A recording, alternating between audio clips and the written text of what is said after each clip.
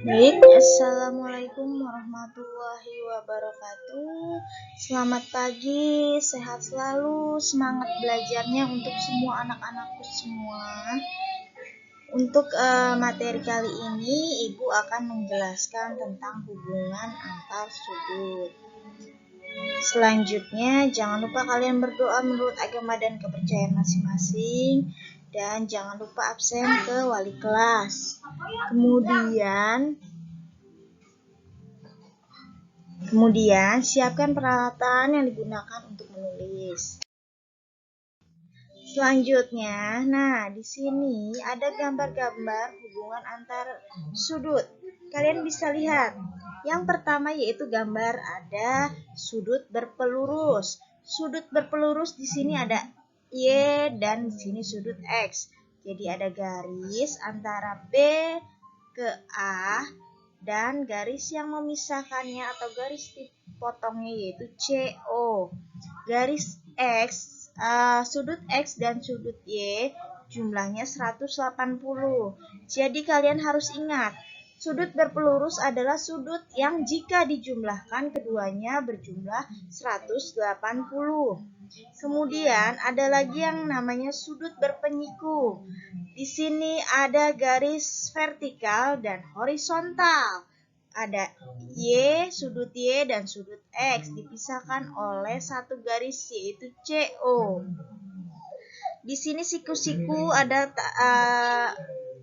tanda kotak. Ini disebut dengan siku-siku. Sudut berpenyiku adalah jika jumlah X dan jumlah Y sudutnya besarnya yaitu 90 derajat. Kemudian ada sudut yang namanya bertolak belakang. Di sini ada dua buah garis yaitu SR dan PQ. Oke. Di sini ada dua garis yaitu SR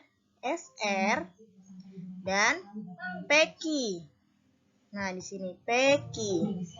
Yang namanya bertolak belakang yaitu sudut ada 4 dan 2.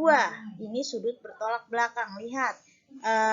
Di sini ditandai dengan garis warna yang sama yaitu biru. Kemudian bertolak belakang lagi yaitu 3 dan 1.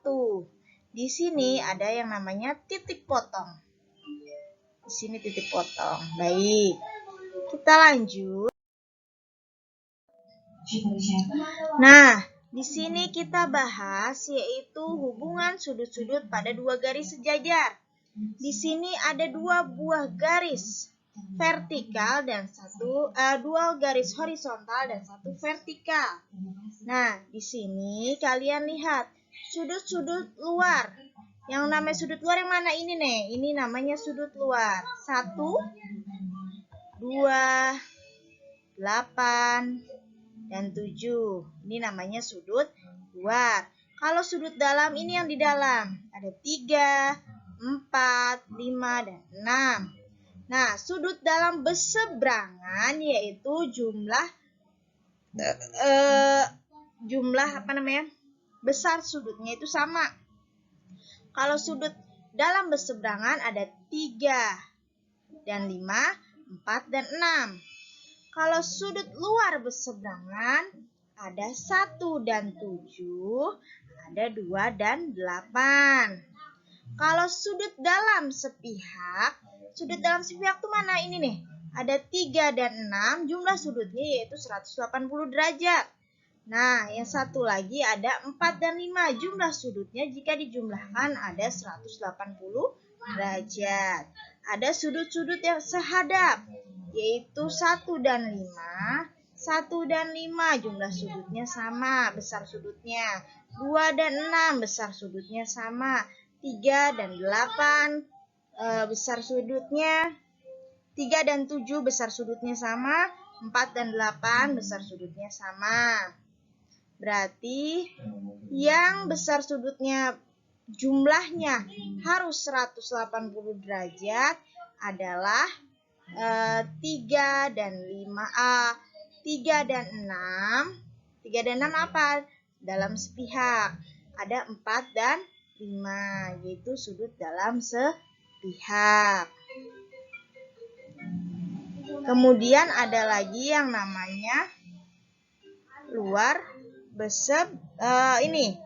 dalam berseberangan.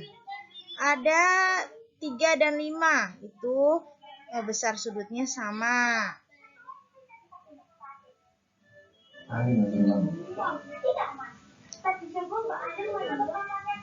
Kemudian kita lanjut. Untuk melukis sudut istimewa, biasanya kalian akan menggunakan yang namanya busur. Ini yang dinamakan busur. Kalau untuk melukis sudut istimewa itu nggak lepas yang namanya dari penggaris, busur, dan jangka. Alat-alatnya. Nah, untuk melukis sudut 90 derajat, kalian harus buat garis AB. Nah, buat busur lingkaran berpusat di titik B, sehingga memotong perpanjangan AB di titik B. Dengan titik A, B sebagai pusat, B inverse atau B kutip, buatlah 2 busur lingkaran berjari-jari sama yang saling berpotongan di luar garis AB di titik C. Hubungkan B dan C, maka sudut ABC adalah 90 derajat. Nah, ini gambarnya. Nah, yang ini gambarnya. Berarti kalian buat garis dulu nih, AB. Kemudian buat garis lagi dari B ke B inverse atau B kutip. Kemudian setelah itu kalian tarik garis dari A, kalian pakai jangka memotong di titik sini. Kemudian dari B memotongnya yang ini nih, B. Yang A memotongnya yang ini. Jadi kalian tarik garis lurus dengan garis. Jadi jumlah sudutnya yaitu 90 derajat. Kemudian selanjutnya ada melukis sudut 45 derajat. Yang pertama, buatlah 2 garis saling tegak lurus DB atau AC. Kalian nanti bisa menggunakan huruf apapun. Yang jelas kalian buat 2 garis saling tegak lurus. Buat busur lingkaran dengan menggunakan jangka dari titik A memotong di AC di titik P dan memotong AB di titik Q. Buat busur lingkaran dari P dan titik Q dengan jari-jari yang sama sehingga berpotongan di titik R. Tarik garis titik A ke titik R. Yang kelima, garis AR membagi sudut BAC menjadi 2 bagian yang sama besar. Sudut CAR berarti sama dengan sudut BAR, setengah dari 90 derajat. Yaitu 45 derajat. Nah, ini terusan yang tadi nih. Kalian buat garis dulu AB, kemudian buat garis A lagi di sini.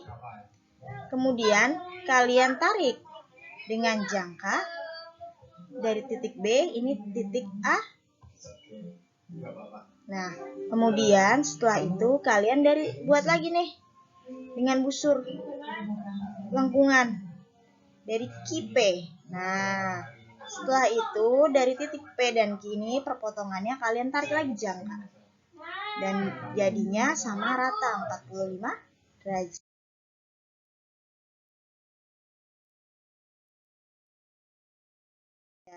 Kemudian melukis sudut 60 derajat.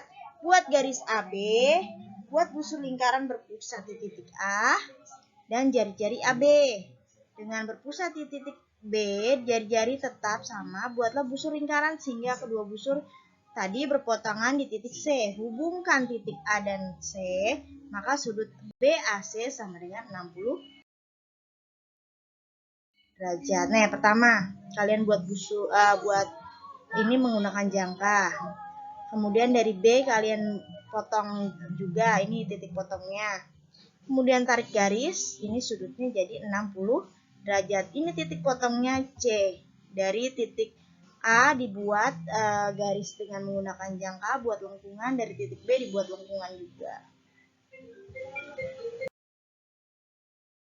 Kemudian ada yang satu lagi yaitu melukis sudut 30 derajat.